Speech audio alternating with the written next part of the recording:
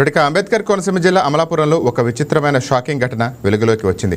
ఒక విద్యార్థికి చదువు చెప్పడం కోసం విద్యాశాఖ ఏటా 12 లక్షల ప్రజాధనాన్ని నేలపాలు చేస్తోంది.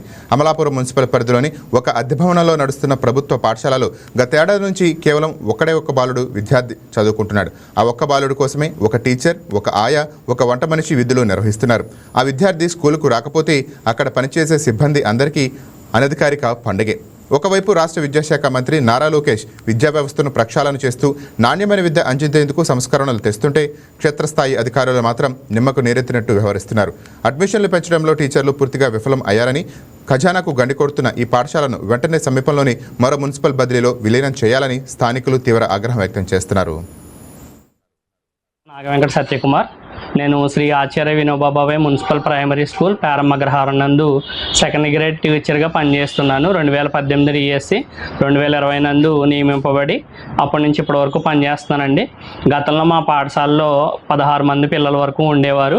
ఇది వరకు 1వ తరగతి నుంచి 5వ తరగతి వరకు మా పాఠశాల ఉండేది, ప్రాథమిక తరగతులు. అయితే లాస్ట్ ఇయర్ మా పాఠశాలని ఏం చేశారంటే ఫౌండేషన్ స్కూల్గా మార్చడం జరిగిందండి. అంటే ఓన్లీ 1-2 తరగతులు మాత్రమే ఉంటాయన్నమాట. ఈ ఫౌండేషన్ స్కూల్గా మార్చిన తర్వాత మా పాఠశాలలో పిల్లల రోల్ అనేది తగ్గడం జరిగిందండి. 3-4-5 తరగతులను దగ్గరలో ఉన్న బోపాయి అగ్రహారం నందు మెచ్ చేయడం జరిగింది. లాస్ట్ ఇయర్ మా పాఠశాలలో 4 పిల్లలు ఉన్నారండి.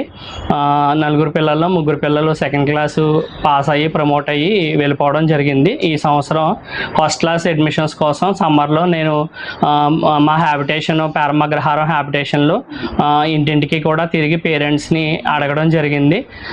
అయితే మాది అద్దె భవనంలో నడవడం కారణంగాను, ఫౌండేషన్ పాఠశాల 1-2 తరగతుల కారణంగాను పేరెంట్స్ చాలామంది ఇంట్రెస్ట్ చూపించలేదని జాయిన్ చేయడానికి. అందువల్ల ఈ సంవత్సరం మా పాఠశాలలో ఒకే ఒక విద్యార్థి 2వ తరగతి చదువుతున్నాడు. ఆ విద్యార్థి మాత్రమే ఉన్నాడండి. సమ్మర్లో మనం తిరగడం జరిగింది సార్. ఫస్ట్ కొంతమంది ప్రామిస్ చేశారు జాయిన్ చేస్తామని. అయితే తర్వాత మళ్ళీ వాళ్ళ చిల్డ్రన్ ఇద్దరు పిల్లలు ఉన్నారండి ప్రతి పేరెంట్కి. ఒక స్టూడెంట్ 3rd క్లాస్ కానీ 4th క్లాస్ కానీ చదువుతున్నాడు, ఇంకో స్టూడెంట్ 1st క్లాస్ చదువుతున్నాడు. సో జాయిన్ చేస్తే 2 పిల్లల్ని ఒకే చోట జాయిన్ చేస్తాము, లేదంటే ఒకళ్ళని ఒక చోట జాయిన్ చేయమని చెప్పి కొన్ని అడ్మిషన్స్ మనకు అలా జాయిన్ చేయకుండా జరగడం జరిగిందనమాట. మీరు ఒక అడ్మిట్ కూడా అవ్వలేదండి. ఈ సంవత్సరం 2 అడ్మిషన్లు ఫస్ట్ జాయిన్ చేశారు కానీ తర్వాత వాళ్ళు కూడా మళ్ళీ ప్రైవేట్ స్కూల్కి వెళ్ళిపోవడం జరిగింది. అంటే మనకి ఇంకా ఒక స్టూడెంటే ఉన్నాడండి.